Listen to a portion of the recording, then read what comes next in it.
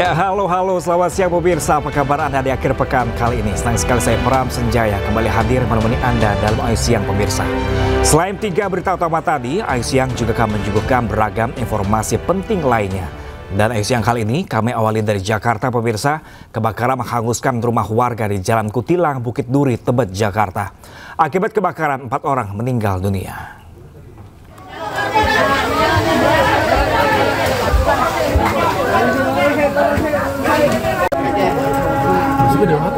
Kebakaran menghanguskan rumah warga di permukiman padat penduduk. Hembusan angin yang kencang serta banyaknya bahan material yang mudah terbakar membuat api dengan cepat meluas ke bangunan lainnya. Sebanyak 20 unit mobil pemadam kebakaran dikerahkan ke lokasi kejadian. Menurut Kepala Sudin Gulkarmat Jakarta Selatan, Syamsul Huda, 4 orang meninggal dunia akibat kebakaran ini.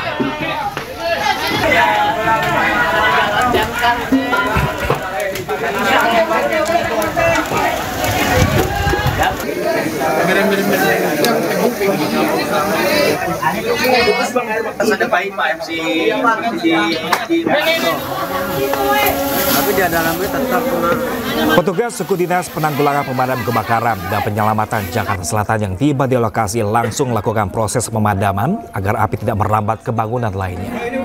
Ketua RW setempat mengatakan kebakaran ini diduga akibat percikan api dari kabel yang mengalami korsleting listrik.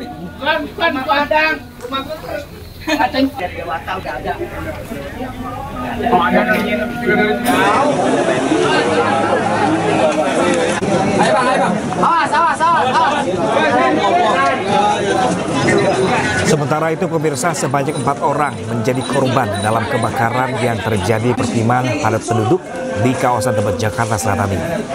4 korban yakni 1 orang dewasa, 2 anak-anak dan 1 bayi. Mereka diduga terjebak di dalam rumah. Jenazah korban pun langsung dibawa petugas ke Rumah Sakit Cipto Mangunkusumo, Jakarta.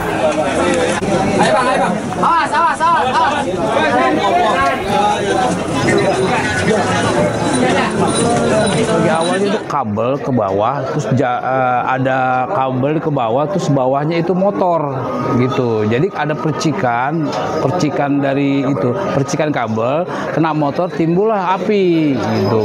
Jadi itu kenanya rumah itu 4 sama anak kecil, korban itu di dalam itu terpanggang itu 3.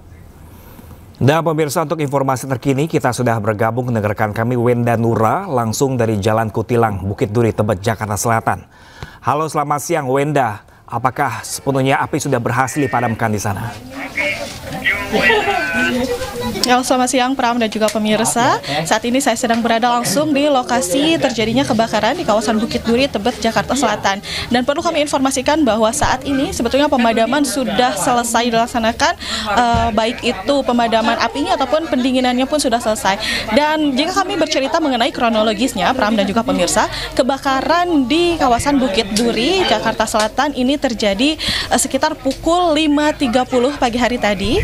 Lalu seperti biasa masyarakat yang menyaksikan kejadiannya ini memanggil tim pemadam kebakaran, lalu pemadaman dilakukan langsung dan pemadaman apinya ini sebetulnya sudah selesai sejak pukul 8 pagi hari tadi. Dan Pram dan juga pemirsa bisa dilihat di layar televisi Anda, ini merupakan gambaran dari rumah yang terbakar. Jadi kalau kami deskripsikan, rumah yang terbakar ini adalah rumah kos-kosan, ada 2 lantai dan ada 3 rumah yang terbakar.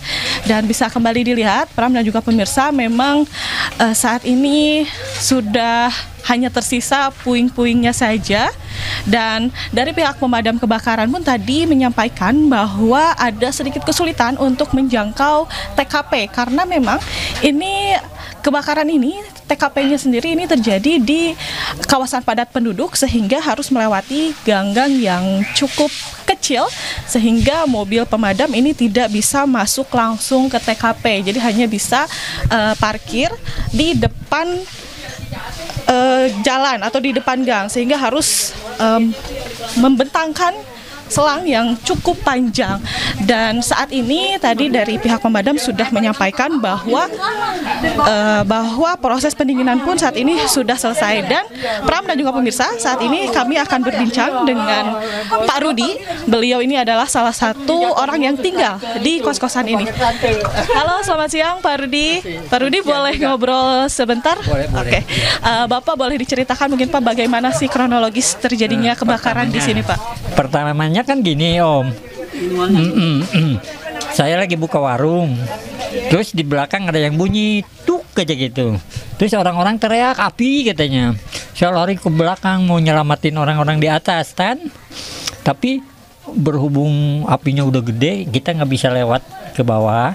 Saya dari samping ada pintu kecil segini, loncat saya ke situ, jatuh dulu ke bawah, naik lagi saya, cuman gitu.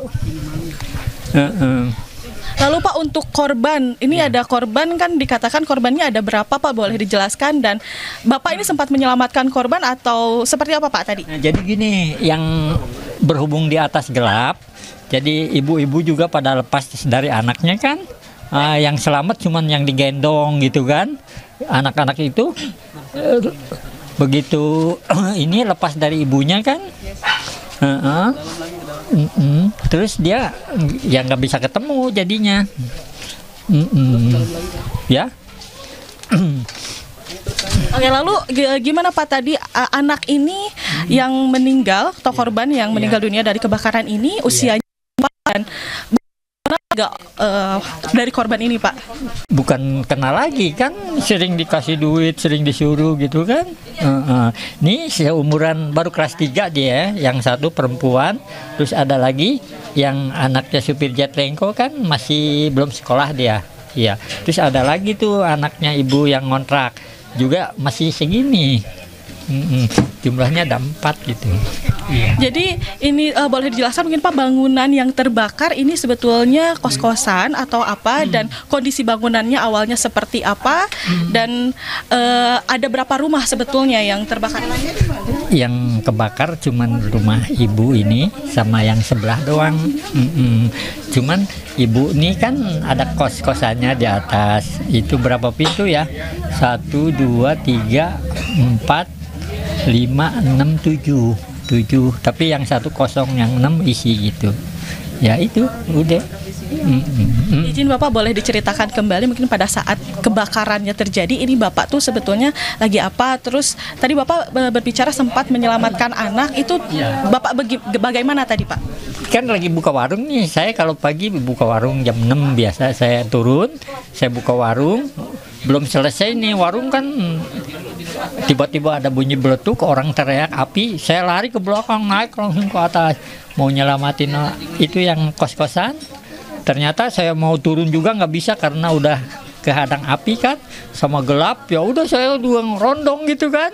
Iya, saya untung ada pintu kecil ya itu, saya pada dorong-dorongan di situ ya, numpuk pada jatuh ke bawah.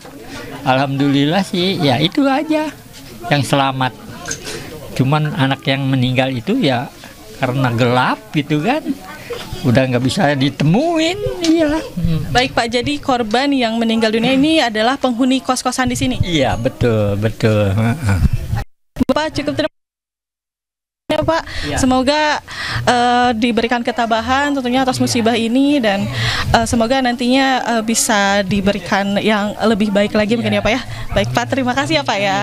Ya Pram dan juga pemirsa, jadi kebakaran ini naasnya memakan korban sebanyak 4 jiwa, dan naasnya lagi korban adalah anak-anak di bawah umur, ada 3 balita dan 1 anak berusia 12 tahun.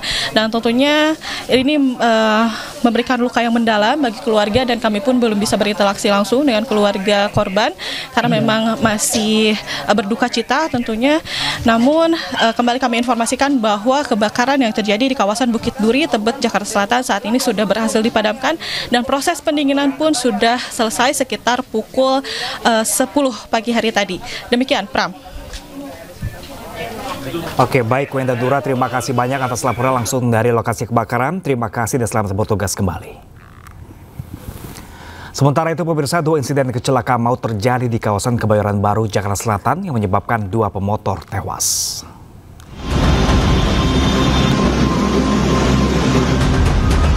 Seorang pengendara sepeda motor tewas usai terlibat kecelakaan dengan sebuah mobil di persimpangan CSW Kebayoran Baru, Jakarta Selatan, Jumat pagi. Terlihat juga sebuah mobil nampak ringsek usai terlibat kecelakaan dengan pemotor. Kecelakaan terjadi ketika salah satu pengendara diduga menerobos lampu pengatur lalu lintas atau lampu merah. Sedangkan kecelakaan kedua terjadi tak jauh dari lokasi pertama, tepatnya di Jalan Sisingamangaraja depan Sekolah Al-Azhar, Kebayoran Baru, di mana seorang pengemudi mobil diduga mabuk saat berkendara hingga akhirnya menabrak separator busway dan pengendara motor hingga tewas. Ada salah satu kendaraan yang menerobos lampu merah. Ini masih kami dalami, ya, karena terjadinya persis di persimpangan di saat aktivitas pagi dan lalu lintas. Kini pengemudi kendaraan yang terlibat kecelakaan masih dalam pemeriksaan. Polisi mengimbau pengendara untuk mematuhi peraturan lalu lintas dan menjaga kecepatan laju kendaraan. Dari Jakarta, Rizky Falufi, iNews melaporkan. Viral di media sosial pemirsa, seorang pengendara dihentikan oknum polisi di jalan tol di Jakarta. Bukan karena melanggar aturan lalu lintas, tapi karena SIM-nya bukan diterbitkan di Jakarta. Apa? Data yang lama masih ada. Data apa? Data apaan? Data Jakarta apa? Iya, udah mutasi. Nggak ada mutasi, Bapak. Mana SIM-nya mana? Enggak, SIM saya nggak nahan dah. Iya, soalnya nggak boleh mengganggu keamanan loh. Kita apa? Peristiwa terjadi pada Jumat malam, seorang polisi lakukan pemeriksaan kendaraan di ruas tol Jor. Loh, kok tidak memberikan SIM? Saya udah kasih SIM. Bapak jangan terbiasa begini ya, Pak. SIM yang Jakarta, SIM. Dalam video yang viral, si pengemudi mengaku membawa semua surat-surat lengkap, mulai dari SIM hingga STNK. Apapun Bapak, apa kesalahannya? Salahnya apa? Data yang lama. Tapi tetap saja, polisi menghentikannya, mempermasalahkan asal penerbitan SIM yang bukan dari Jakarta. Nggak ada mutasi, Bapak. Mana SIM-nya mana? Enggak, SIM saya nggak nahan. Bahkan sempat disebut-sebut istilah data mutasi yang tidak dijelaskan lebih lanjut maksudnya. Kepolisian pun angkat bicara. Keamanan loh. Kita apa? Viralkan. Maksud dari anggota itu adalah SIM yang dikeluarkan oleh Polri. Karena supir yang dalam hal ini diketahui oleh seorang wanita memberikan atau memperlihatkan SIM bukan yang dikeluarkan oleh Polri. Hari ini kami turunkan tim untuk mencari tahu identitas dari pengendara. Kami ingin tahu SIM apa sih? Karena pada saat itu malam hari anggota kami tidak begitu jelas melihat SIM, hanya bentuknya memang hampir sama, ukurannya hampir sama dengan SIM, namun warnanya berbeda. SIM kita putih, ini warnanya biru, warnanya agak kebiruan. Kalau setahu kami, kalau yang SIM biru itu SIM yang dikeluarkan oleh POM TNI dan untuk mengendari kendaraan dinas TNI. Kerjasamanya. Ditlantas Polda Metro Jaya akan terus lakukan penindakan kepada pengguna jalan yang tidak mematuhi ketentuan lalu lintas dan memastikan setiap anggota yang bertugas tetap sesuai dengan prosedur hukum yang berlaku. Dari Jakarta, Rizky Falufi, iNews melaporkan. Pemirsa, anggota unit reserse kriminal Polsek Cempaka Putih kembali meringkus satu terduga pelaku perusakan dan penjarahan warung kelontong 24 jam di kawasan Bebelan, Kabupaten Bekasi, Jawa Barat. Dengan tertangkapnya RA, total tersangka yang diamankan menjadi 3 orang. Iya. Korban, Pak. Kunci motornya mana? Iya. Apa? Yang itu kemarin terlibat tawuran di wilayah Cempaka Putih. Yang diapain? Cuma dikit sama diminta keterangan aja. Oh, keterangan. Soalnya saya juga korban, Pak. RA, terduga pelaku perusakan dan penjarahan warung kelontong, tak berkutik saat diamankan petugas Reskrim Polsek Cempaka Putih di kediaman orang tuanya di Babelan, Kabupaten Bekasi, Jawa Barat. Petugas juga menyita baju dan sepeda motor pelaku sebagai barang bukti. RA merupakan orang ketiga yang berhasil diamankan petugas setelah sebelumnya petugas berhasil mengamankan Bill dan R di Johar Baru, Jakarta Pusat. Ketiga tersangka kemudian dibawa petugas ke lokasi kejadian. Dari hasil pra-reka ulang, diketahui penyerangan dan penjarahan warung bermula dari keributan yang melibatkan tersangka RA dengan 5 orang tak dikenal saat tengah menonton aksi balap liar. Polisi memastikan aksi perusakan warung yang berujung penjarahan dipicu salah paham. Kebetulan lawan itu lari ke arah warung milik korban, sehingga akhirnya karena masing-masing beberapa kelompok ini mungkin merasa berempati, ya semua ikut mengejar dan akhirnya memukuli lah. Hanya permasalahannya adalah setelah mengejar lawannya, ada warung yang dirusak dan dijarah oleh mereka.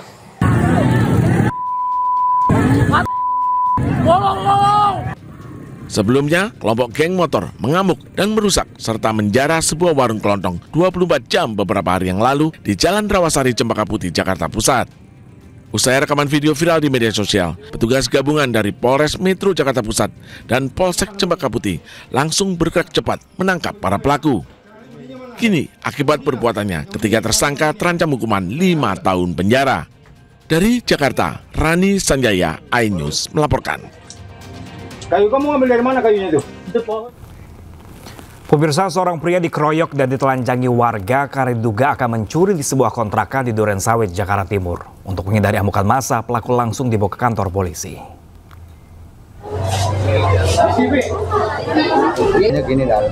Seorang pria yang diduga mencongkel jendela dan hendak mengambil harta benda penghuni kontrakan pasangan suami istri di Jalan Kampung Sumur, Durensawit dikeroyok oleh warga. Tak hanya itu, warga juga menelanjangi pelaku. Dari tangan pelaku, petugas mengamankan sebuah obeng yang digunakan untuk mencongkel jendela. Pelaku langsung diamankan ke pos RW untuk diinterogasi. Nah, ada yang bantu tuh warga di sekitar. Ini pelaku ini pura-pura jalan. Untuk menghindari amukan massa, pelaku langsung digelandang tim Buser Polsek Durensawit ke dalam mobil. Pelaku masih menjalani pemeriksaan di Polsek Durensawit. Dari Jakarta, Miftahul Gani, iNews melaporkan. Pemirsa, polisi kembali menangkap satu tersangka sindikat penjualan bayi di Bandung yang berperan sebagai agen di Indonesia. Pelaku diamankan petugas gabungan dari Polda Jabar dan juga Imigrasi Bandara Internasional Soekarno-Hatta saat baru tiba dari Singapura.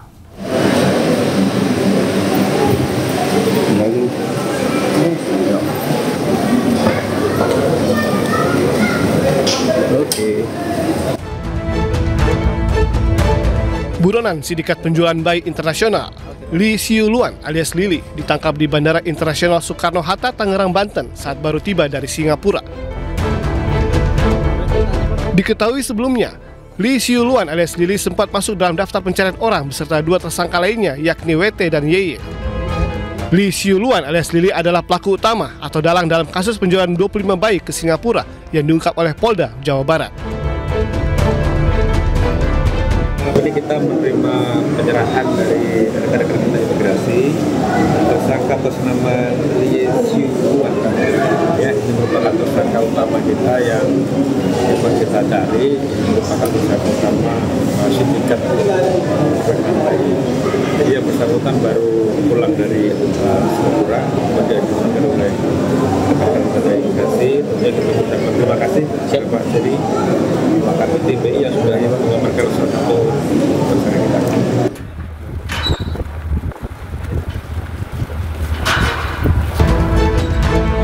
Sebelumnya, Polda Jawa Barat mengungkap kasus penjualan bayi internasional. Sindikat ini sudah beroperasi sejak 2023 lalu. Bayi-bayi tersebut dijual dengan harga bervariasi antara 10 juta rupiah hingga 18 juta rupiah. Modus operandi sindikat ini dimulai dari mencari calon bayi. Setelah lahir, bayi tersebut dipindahkan ke Pontianak sebelum ke Singapura. Kini Polda Jabar terus berkoordinasi dengan Interpol terkait keberadaan 25 bayi yang sudah dijual dan berada di Singapura. Polisi juga akan menelusuri aliran dana dari sindikat penjualan puluhan bayi tersebut dan tidak menutup kemungkinan akan bertambahnya jumlah tersangka.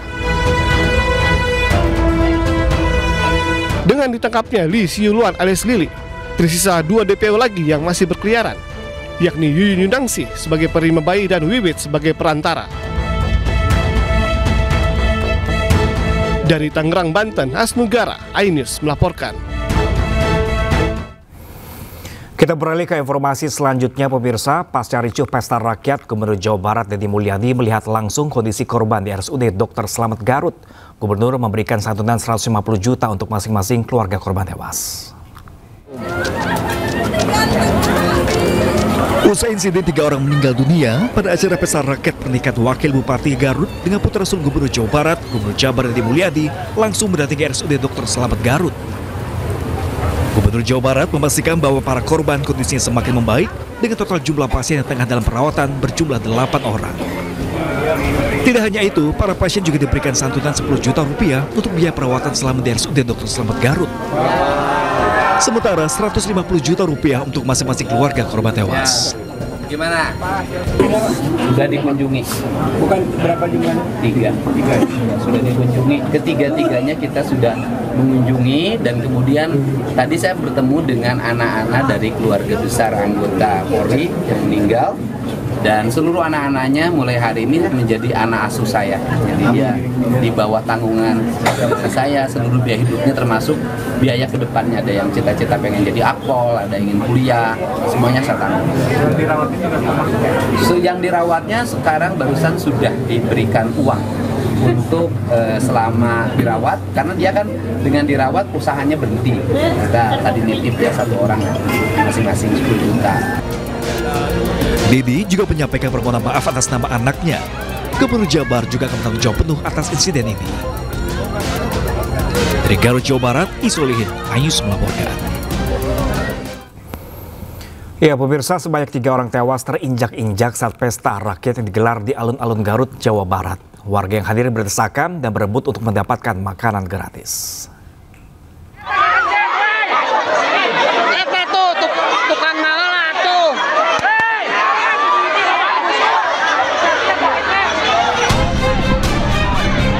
Pesta rakyat yang awalnya meriah berubah mencekam setelah ribuan warga berdesakan berebut makanan gratis.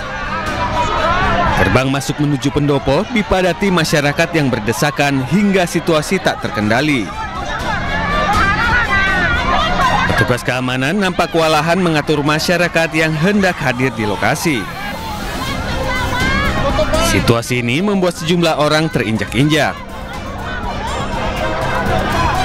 Akibatnya, 3 orang meninggal dunia, salah satunya adalah anggota polisi.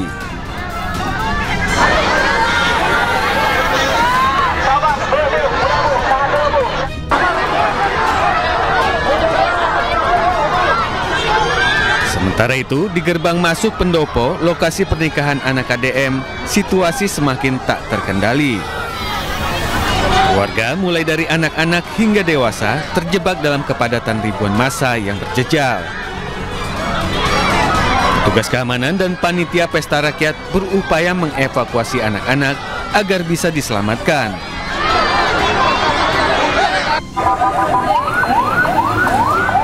Ada ibu itu.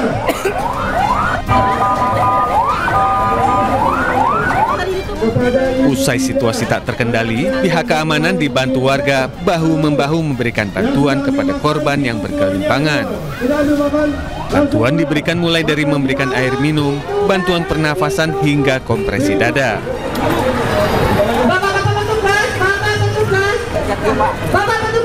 Ambulans segera datang untuk membawa korban segera mendapatkan penanganan medis di rumah sakit. Kepolisian daerah Jawa Barat akan segera menyelidiki penyebab pasti insiden ini.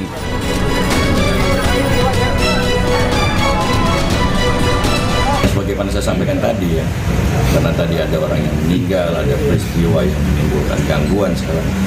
Secara teknis, polisi akan melakukan penyelidikan, mengungkap apakah ada unsur kelalaian atau tidak, gitu ya. Dan nanti siapa yang paling bertanggung jawab terhadap peristiwa. Pasca insiden pesta rakyat pernikahan anak Deddy Mulyadi, 16 orang dilarikan ke Rumah Sakit Umum Daerah Dr. Slamet. 7 diantaranya masih menjalani perawatan intensif, sementara 2 lainnya meninggal dunia dan 1 warga meninggal dunia di rumah sakit yang berbeda. Tim Liputan iNews melaporkan. Ya, pemirsa, untuk memperbaharui informasi terkait korban, kita sudah terhubung dengan Bupati Garut. Pemirsa, ada Bapak Abdusi Syakur Amin melalui sambungan Zoom. Selamat siang, Pak Abdusi. Selamat siang, Mas. Baik, terima kasih banyak Bapak telah bergabung bersama kami di iNews kali ini, Bapak. Bapak, kami ingin mengetahui Bapak, hingga saat ini berapa jumlah korban saat ini masih di dalam perawatan, Bapak?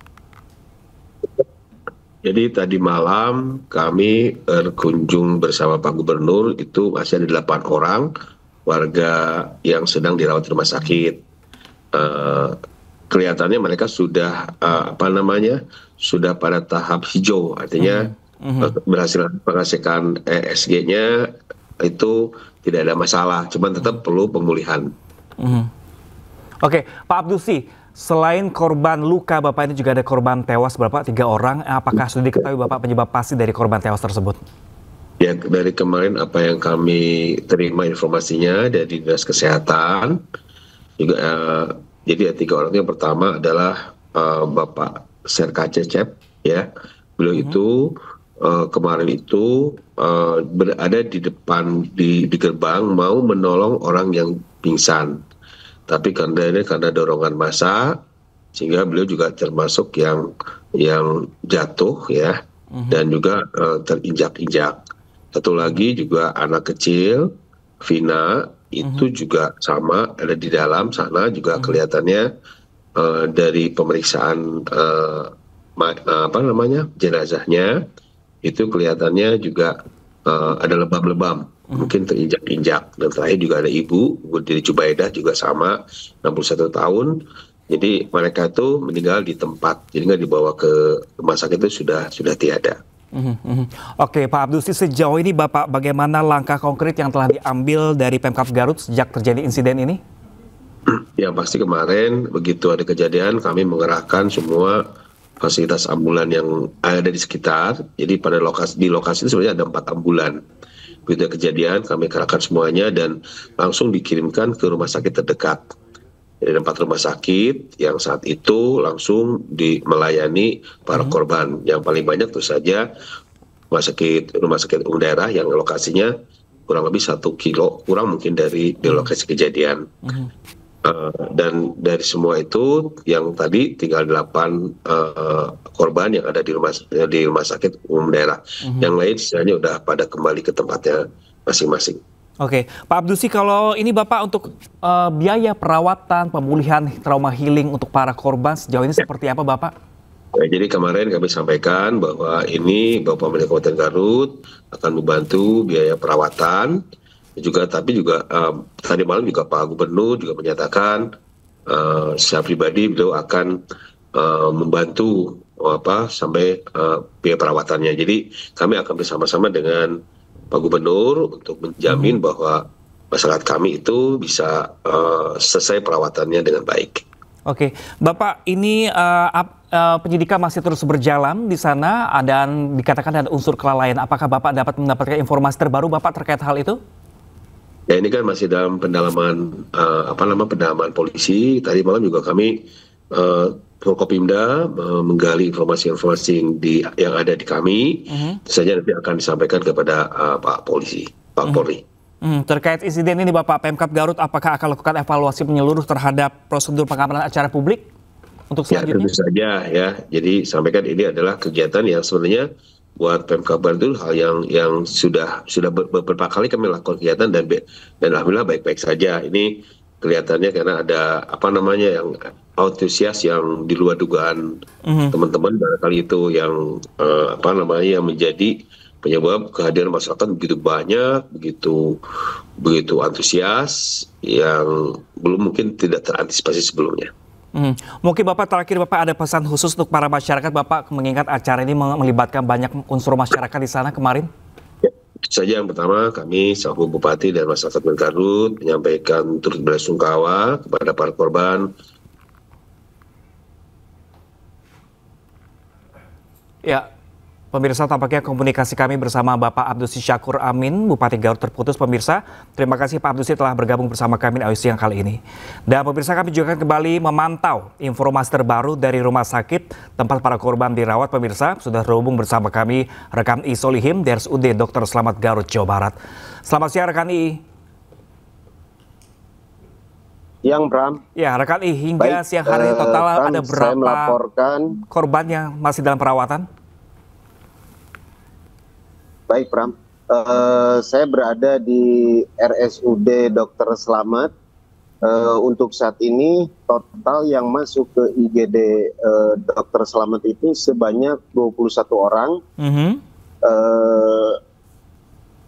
diantaranya meninggal dan sisanya yang berada di RSUD Dr. Slamet ini tinggal 8 orang dan kondisinya sudah membaik, Fram. Dengan kejadian tersebut, kegiatan pesta rakyat dengan menyajikan makanan gratis yang diadakan di kawasan Pendopo Garut pada Jumat siang kemarin, Pram. Oke, 8 orang masih dalam perawatan di sana. Ini kondisi luka seperti apa yang mereka alami saat ini, rekan II?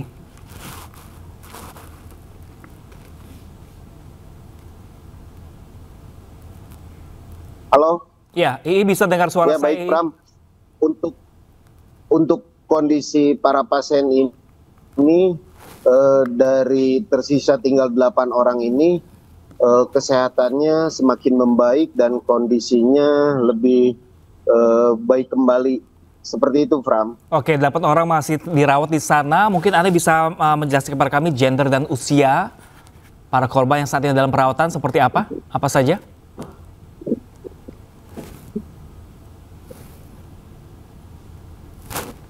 Ya, II bisa dengar suara saya dengan jelas, rekan II? Ya, Bram. Ya, II, terkait jenis kelamin dan usia para korban yang saat ini masih dalam perawatan, mungkin Anda bisa menjelaskan kepada kami?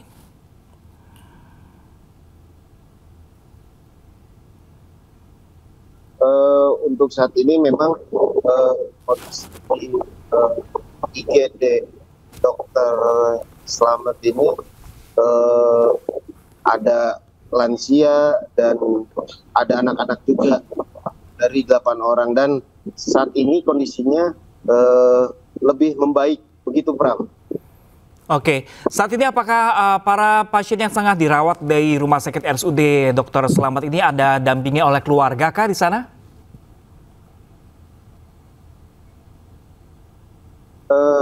Para korban betul sekali didampingi sama sanak keluarganya, dan di usia yang dibawa itu kedua orang tuanya berada di sisi beliau. Begitu, Pram. Oke, kalau Anda sempat berbincang langsung dengan pihak keluarga atau korban saat ini sudah bisa berbicara dengan Anda, seperti apa kesaksian dari mereka saat itu peristiwa itu terjadi?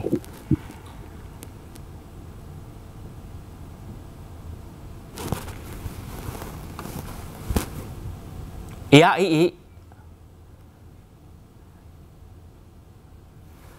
Baik pemirsa, sepertinya komunikasi kami bersama rekan Isolihim kembali terkendala pemirsa. Terima kasih rekan Isolihim langsung dari Garut, Jawa Barat. Terima kasih dan selamat bertugas kembali. Ya pemirsa, kita ke informasi yang sama pemirsa. Masih ada informasi yang sama, yaitu duka masih menyelimuti salah satu keluarga korban insiden tragis yang merenggut nyawa pada acara pernikahan Wakil Bupati Garut dengan anak sulung Gubernur Jawa Barat.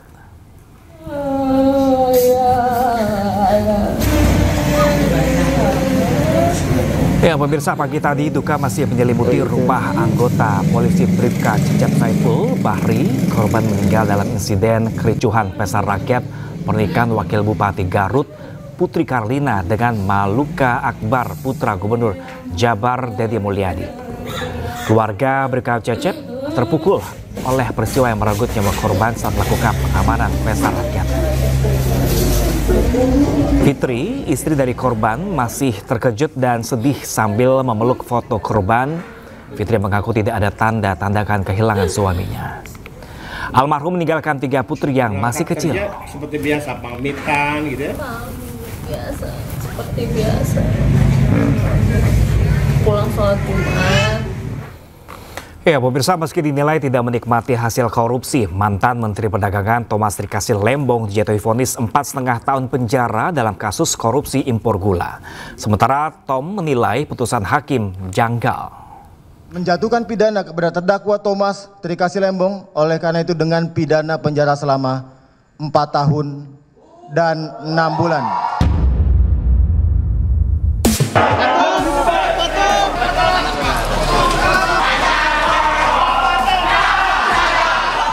Mantan Menteri Perdagangan Thomas Trikasih Lembong mengangkat kedua tangannya yang terborgol usai dijatuhi hukuman 4,5 tahun penjara.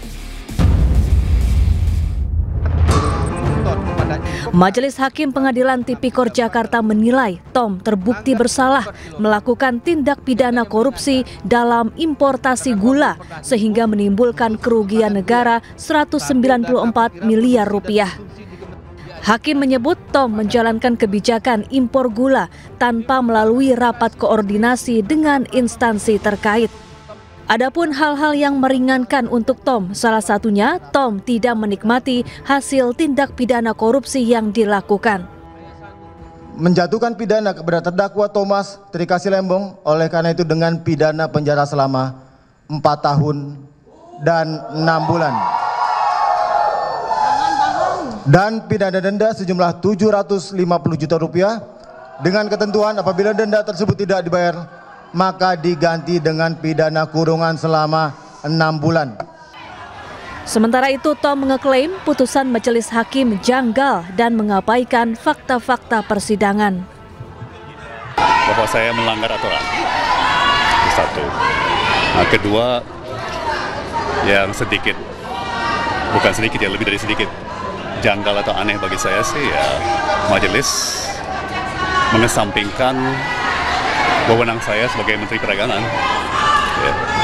Saya kira undang-undang, peraturan pemerintah, semua ketentuan yang terkait sangat jelas memberikan mandat kepada Menteri Perdagangan untuk mengatur tata kelola termasuk perdagangan perniagaan bahan pokok yang penting. Ya. Dan tadi saya lihat, saya catat secara teliti cermat, kiranya majelis mengabaikan bahwa saya sebenarnya punya wewenang tersebut. Dan juga dengan demikian, majelis mengabaikan hampir semua fakta persidangan, terutama keterangan saksi dan ahli. Usai menerima putusan, Tom menyatakan pikir-pikir apakah akan menerima putusan atau mengajukan banding. Dari Jakarta, tim liputan iNews melaporkan. Ya, pemirsa, sejumlah tokoh menghadiri sidang putusan kasus korupsi impor gula dengan terdakwa mantan Menteri Perdagangan Thomas Trikasih Lembong di Pengadilan Tipikor, Jakarta. Yang vonis Pak untuk Pak Tom Lembong.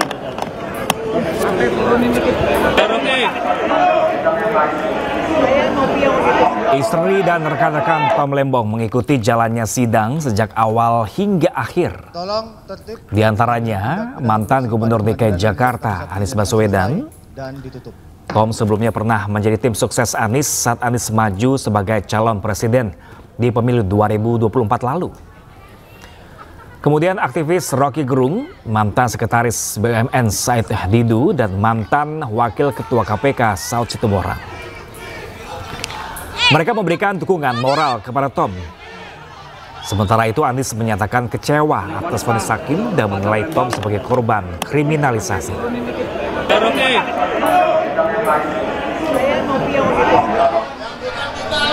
Satu, kita semua mengikuti proses persidangan ini dengan akal sehat. Dan yang mengikuti dengan akal sehat pasti akan kecewa. Sama dengan saya pun sangat kecewa dengan keputusan ini. Yang kedua, jika kasus seterang benderang ini dengan orang seperti Tom saja bisa dikriminalisasi. Ya, pemirsa, Pengadilan Tipikor Jakarta kembali menggelar sidang kasus dugaan suap dan perintangan penyidikan dengan Hasto Kristianto pada Jumat siang. Sidang beragendakan pembacaan duplik dari kubu Hasto.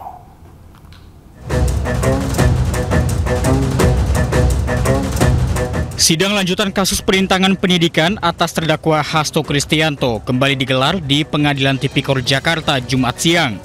Agenda sidang kali ini merupakan pembacaan duplik dari kubu Hasto sebagai tanggapan atas replik jaksa sebelumnya. Sebelum sidang dimulai, Hasto mengungkapkan duplik sudah disiapkan sebaik-baiknya. Hasto menilai sidangnya merupakan rekayasa hukum dan tindakan sewenang-wenang. Hasto tampak memamerkan buku duplik dengan isi 48 halaman. Sebelumnya, jaksa KPK meminta majelis hakim menolak pledoi Hasto. Duplik ini akan menjadi perlawanan terakhir Hasto sebelum sidang pembacaan putusan oleh majelis hakim. Baik, terima kasih rekan-rekan pers. Jadi tadi duplik sudah disampaikan baik dari saya pribadi yang persiapannya 4 hari saya tulis tangan, yang merupakan suatu hasil kontemplasi dan juga melihat dari seluruh replik yang diberikan oleh penuntut umum. Dan kemudian dari situ sangat jelas bahwa seluruh tabel 1 dan tabel 2 yang saya sampaikan semakin membuktikan terjadinya rekayasa hukum. Hasto menilai bahwa dalam replik yang disampaikan jaksa, tidak ada tanggapan yang bisa membantah dugaan kriminalisasi dan politisasi dalam kasusnya. Dari Jakarta, Syahre Zazanski, Dede Rudi, Ahmad Putra, Aristiawan, iNews melaporkan. Sementara itu, pemirsa, Rismond Sianipar laporkan Presiden ke-7 RI Jokowi ke polisi terkait berita bohong. Menurut Rismond, Jokowi berbohong terkait Kasmujo sebagai dosen pembimbing skripsi, sementara Kasmujo menyatakan sebagai dosen pembimbing akademik Jokowi.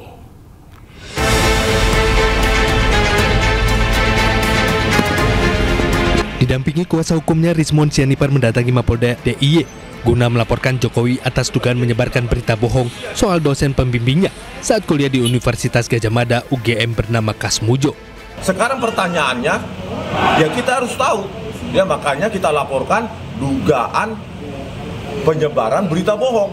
Dan ingat, pada saat itu konteksnya adalah Jokowi masih seorang presiden tahun 2017. Harusnya sebagai presiden yang merupakan tiang moralitas bangsa, itu tidak boleh menyebarkan berita bohong, harus jujur, begitu. Sebelumnya pada 2017 lalu, saat di Fakultas Kehutanan UGM, Jokowi menyebut Kasmujo sebagai dosen pembimbing skripsinya. Yang pertama, saya ingin menyampaikan penghargaan yang setinggi-tingginya kepada dosen pembimbing saya, Bapak Kasmujo. Tadi ada tadi. Ke depan Pak Kasmujo.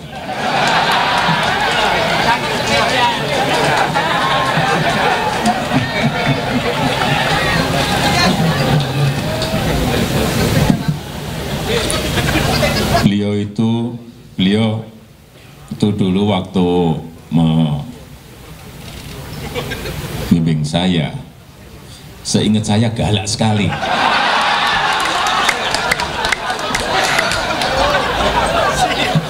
Galak sekali. Sementara pada Juni 2025, Kasmujo menyebut dirinya bukan dosen pembimbing skripsi, melainkan dosen pembimbing akademik. Bapak kan di situ Pak Jokowi mengatakan Pak Jokowi bolak-balik bimbingan skripsi. Bapak itu kan yang salah. Iya Pak. Salah itu. Iya Pak. Bentar lah Pak. Biar ini untuk negara Pak. Saya baru 3B sudah bisa bimbing. Bapak saat itu berarti bukan pembimbing skripsi? Jelas bukan. Bukan pembimbing akademik? Bukan. Pembimbing akademik pun bukan Pak. Terkait hal tersebut, Rismond meminta laporannya ditindaklanjuti dan Jokowi diperiksa sebagai terlapor. Tim Liputan iNews melaporkan. Ya pemirsa, di sisi lain Presiden ke-7 RI Jokowi menanggapi santai terhadap laporan Rismond Sianipar ke Polda Daerah Istimewa Yogyakarta. Jokowi menyebut laporan dugaan berita bohong terkait dosen pembimbingnya biasa-biasa saja. Rismond yang Sleman dilaporkan untuk pembohongan publik itu Biasa-biasa saja. Jadi biasa-biasa saja. Oke. Ya pemirsa, Universitas Gadjah Mada menanggapi pernyataan mantan Rektor UGM Sofyan Effendi terkait ijazah Jokowi. UGM minta nama universitas tidak diseret ke ranah politik.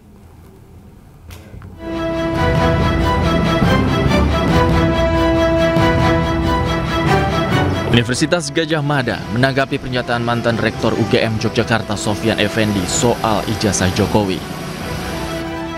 UGM memastikan Jokowi adalah alumnus Fakultas Kehutanan yang telah melaksanakan seluruh proses studi sejak tahun 1980 hingga lulus tanggal 5 November 1985. UGM sendiri menghargai pendapat yang disampaikan mantan rektornya dan menjadi tanggung jawab pribadi yang bersangkutan.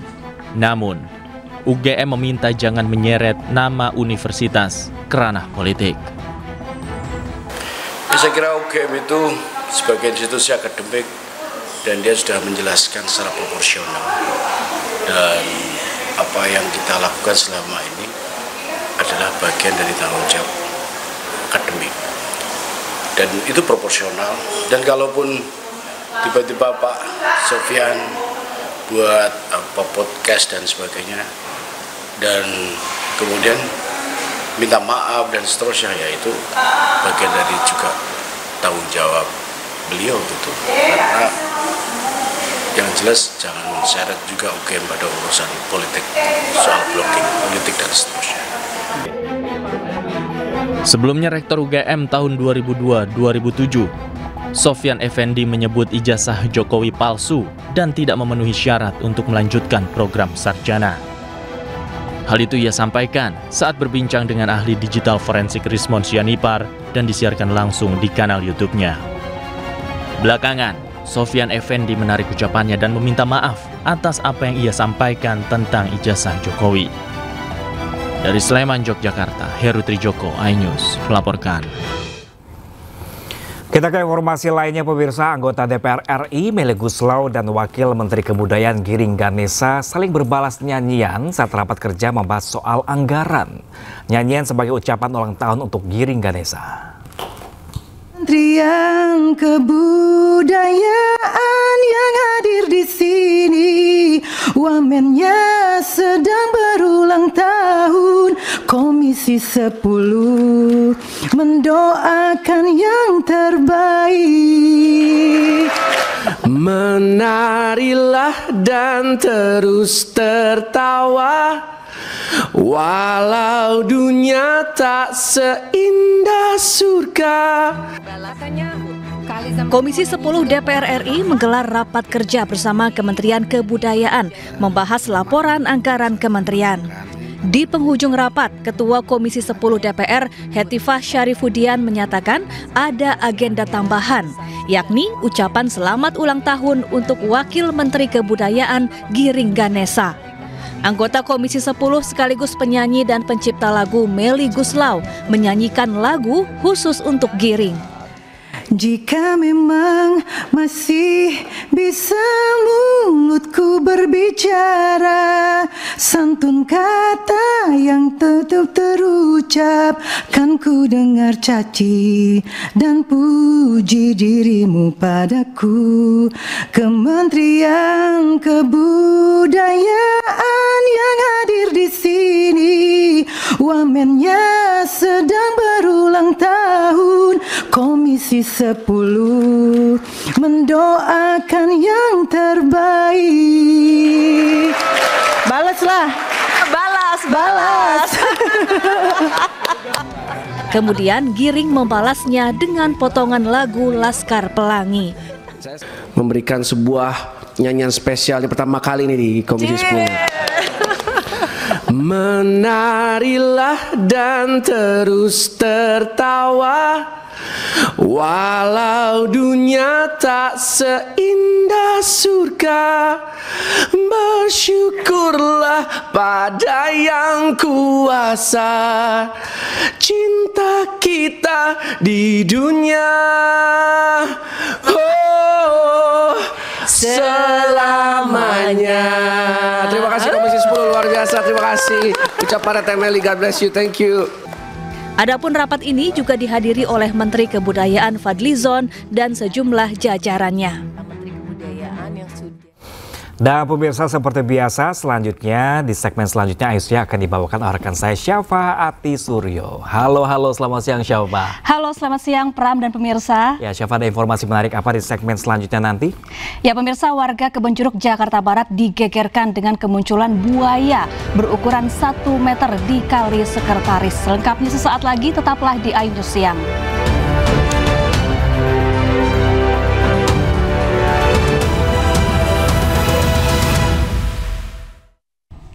Anda kembali di iNews Siang pemirsa bersama saya Syafaati Suryo. Pemirsa, sebuah kapal milik nelayan Pangkal Pinang tenggelam akibat menabrak batu karang di perairan Air Anyir, Kabupaten Bangka, Kepulauan Bangka Belitung.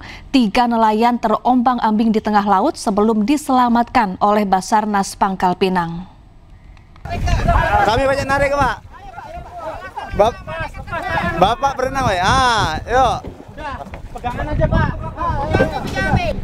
Inilah detik-detik tim Basarnas Pangkal Pinang menyelamatkan 3 nelayan yang terombang-ambing di perairan Air Anyir, Kabupaten Bangka, Kepulauan Bangka Belitung.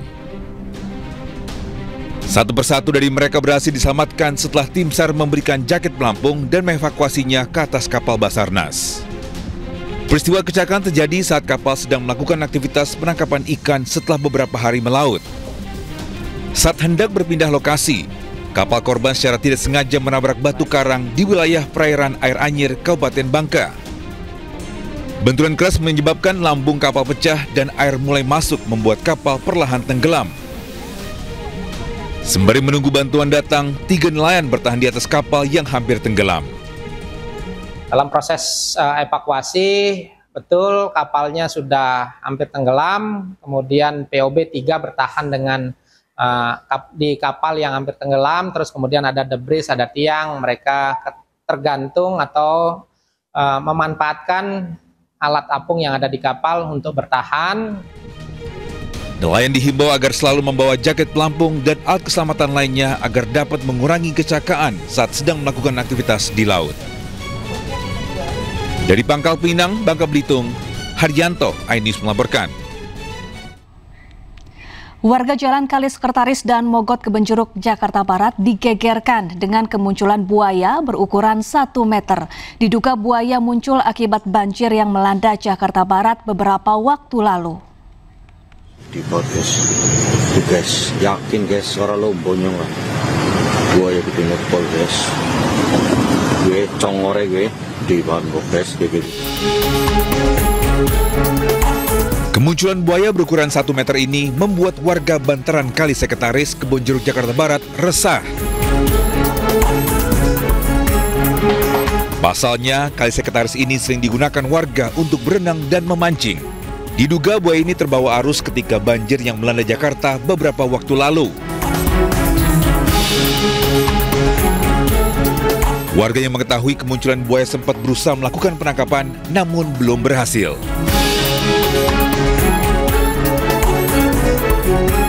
Orang mancing, terus dipotoin. Ya, munculannya. Itu jam berapa, Pak? Sekitar jam 7 lah. 7 pagi. Jam 7 pagi. Nah, itu terlihat ada berapa ekor? Satu doang? Satu, ya. Kan di video ini semua anak-anak pada. Tapi pada saat kemunculan itu, maksudnya si buaya itu nyerang atau gimana? Enggak. Cuma nongol aja. Minggir. Warga berharap ada tindakan dari petugas terkait untuk segera mengevakuasi buaya dari Kali Sekretaris. Dari Jakarta, Miftah Fulgani, iNews melaporkan. Pemirsa, viral di media sosial, seorang pengendara dihentikan oknum polisi di jalan tol di Jakarta. Bukan karena melanggar aturan lalu lintas, tapi karena SIM-nya bukan diterbitkan di Jakarta. Apa? Data yang lama masih ada. Data apa? Data apaan? Data Jakarta apa? Ya, udah mutasi. Nggak ada mutasi, Bapak. Mana SIM-nya mana? Nggak, SIM saya nggak nanda. Iya, soalnya nggak boleh mengganggu keamanan loh. Kita apa? Peristiwa terjadi pada Jumat malam, seorang polisi lakukan pemeriksaan kendaraan di ruas tol Jor. Loh, kok tidak memberikan SIM? Saya udah kasih SIM Bapak, jangan terbiasa begini ya Pak. SIM yang Jakarta, SIM. Dalam video yang viral, si pengemudi mengaku membawa semua surat-surat lengkap, mulai dari SIM hingga STNK. Salahnya apa? Tapi tetap saja, polisi menghentikannya mempermasalahkan asal penerbitan SIM yang bukan dari Jakarta. Mutasi, Bapak. Mana SIM-nya mana? Nggak, SIM saya nggak nanda. Bahkan sempat disebut-sebut istilah data mutasi yang tidak dijelaskan lebih lanjut maksudnya. Kepolisian pun angkat bicara. Kita apa? Viralkan. Maksud dari anggota itu adalah SIM yang dikeluarkan oleh Polri. Karena supir yang dalam hal ini diketahui oleh seorang wanita memberikan atau memperlihatkan SIM bukan yang dikeluarkan oleh Polri. Hari ini kami turunkan tim untuk mencari tahu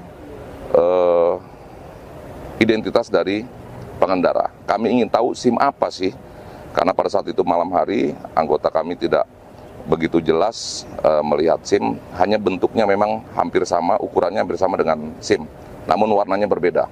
SIM kita putih, ini warnanya biru. Warnanya agak kebiruan. Kalau setahu kami, kalau yang SIM biru itu SIM yang dikeluarkan oleh POM TNI dan untuk mengendari kendaraan dinas TNI.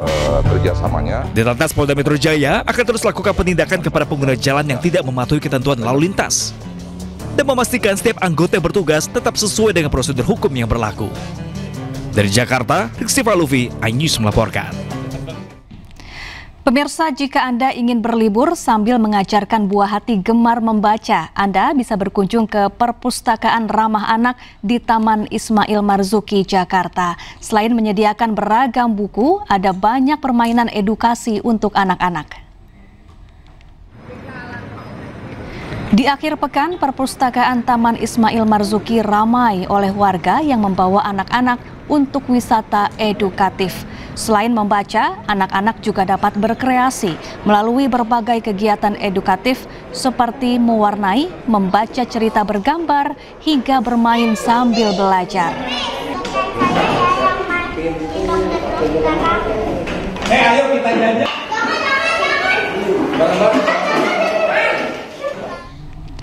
Ya, untuk mengetahui informasi terkini, kita sudah terhubung dengan rekan Hadisti Arifa di Taman Ismail Marzuki, Cikini, Jakarta Pusat. Selamat siang, Hadisti. Bagaimana keseruan libur akhir pekan anak-anak yang menghabiskan waktu di Perpustakaan Taman Ismail Marzuki?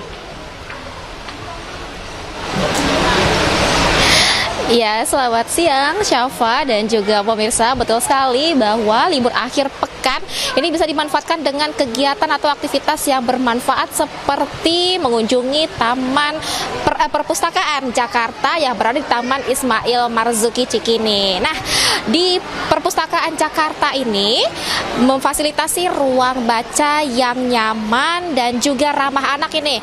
Untuk kategori buku juga ini beragam dari usia anak-anak hingga usia dewasa. Nah, kalau saat ini saya berada di area anak-anak yang menyediakan tentunya juga buku-buku bacaan yang sesuai kepada anak-anak. Nah, selain ruang baca, di sini juga banyak sekali area yang bisa dimanfaatkan oleh anak-anak untuk mereka bermain sambil belajar, kemudian juga membaca, kemudian juga mewarnai, di mana juga fasilitas-fasilitas di ruang-ruang yang disediakan di Perpustakaan Jakarta ini juga bisa mengasah atau melatih kecerdasan motorik anak.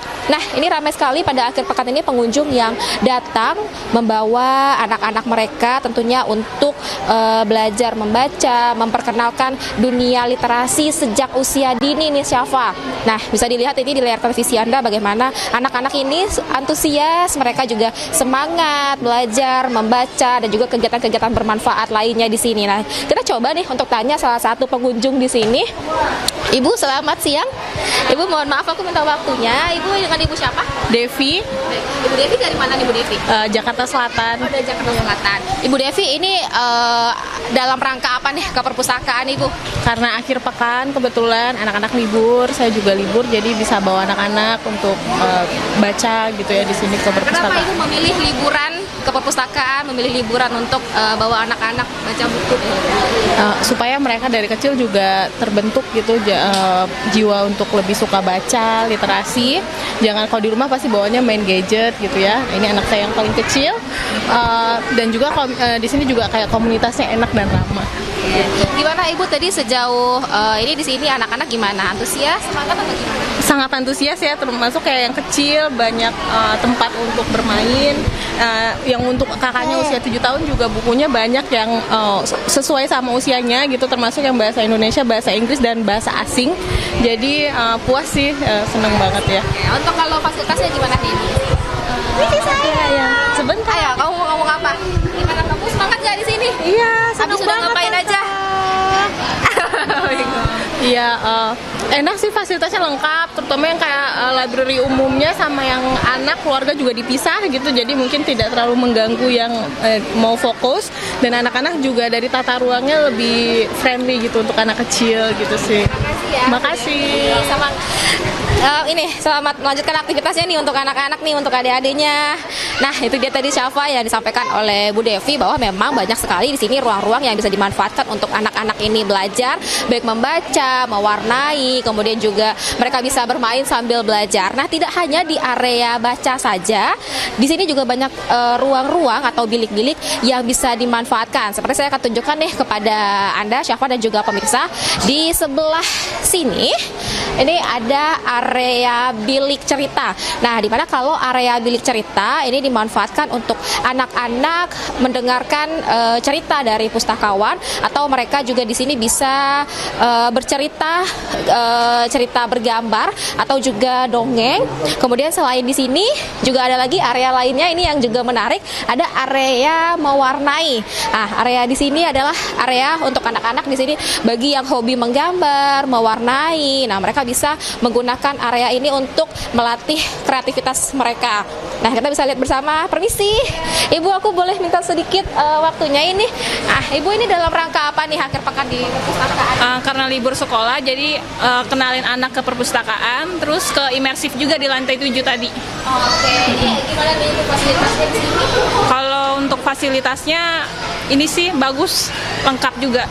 Gimana antusias dan semangat anak-anak tadi? Kalau untuk antusiasnya semangat banget kayaknya. Udah ngapain aja ini tadi? Tadi abis dari lantai 7 nonton imersif. Di sini udah ngapain aja? Mewarnai, terus ya ini ngambil cari buku yang disuka anaknya ya. Kenapa sih Ibu bawa anak-anak ke perpustakaan? Karena kan usianya 6 tahun ya, dan belum masuk ke sekolah dasar juga. Jadi perkenalkan perpustakaan tuh sejak dini aja gitu. Oke, baik. Iya. Ya baik, Syafa itu dia tadi juga salah satu dari pengunjung yang menyebutkan bahwa manfaat dari membawa anak ke perpustakaan ini juga adalah sebagai sarana untuk memperkenalkan dunia literasi sejak usia dini. Banyak juga yang lainnya di sini, ruang-ruangan lain yang masih banyak yang masih bisa dimanfaatkan seperti area bermain yang juga ini dapat melatih kecerdasan motorik anak. Nah, Syafa dan juga pemirsa bisa sekali untuk membawa anak, adik ataupun juga keponakan memanfaatkan libur akhir pekan di perpustakaan Jakarta ini. Kembali ke Anda, Syafa. Baik, terima kasih Hadisti Arifah langsung dari Taman Ismail Marzuki, Jakarta, dan selamat bertugas kembali. Ya pemirsa, PLT Sekjen Partai Perindo Andi Yuslim Patawari membahas sejumlah rencana strategis bersama sejumlah kementerian di negara bagian Sarawak, Malaysia. Salah satu pembahasan tersebut bertujuan untuk mengembangkan olahraga dan pariwisata bagi kedua negara.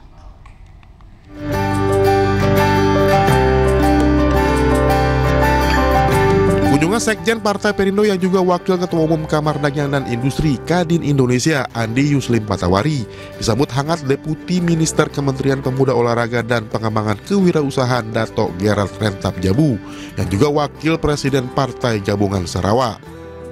Dalam pertemuan ini keduanya membahas kerjasama di bidang olahraga dan kewirausahaan. Salah satunya menghidupkan kembali Borneo Games yang dapat menciptakan peluang bisnis dan usaha baru bagi kedua negara. Harapannya ke depan kerjasama dalam sektor olahraga, kepemudaan dan usaha ke depannya bisa terjalin dengan baik antara Indonesia dan Malaysia. Dari segi culture, kesenian juga kita akan pamerkan semasa itu. Ini menunjukkan satu kesatuan di antara Kepulauan Borneo kita, di mana kalau kita lihat dari segi ekonominya, kurang lebih 40 juta orang yang ada di sini. Ini satu kekuatan untuk kita. Bukan hanya itu, kita pun banyak persamaan dari segi budaya. Dalam lawatannya di Malaysia, pria yang akrab disapa AYP juga melaksanakan pertemuan dengan Deputi Minister of Tourism Dato' Snowden Lawan untuk membahas kerjasama di bidang pariwisata serta di sektor UMKM dan kewirausahaan. Bagaimana dua buah negara Indonesia dan juga Sarawak ini future untuk masa depan kita boleh berkolaborasi bersama, ya, di mana kita dapat membuka peluang untuk masa depan, how the best kita dapat berkolaborasi. Kerjasama ini diharapkan menjadi peluang bisnis baru untuk membangun ekosistem pariwisata yang berkelanjutan serta meningkatkan ekonomi masyarakat di kedua negara, terutama di wilayah pesisir dan kepulauan. Dari Sarawak, Malaysia, Damar Wicaksono, iNews melaporkan.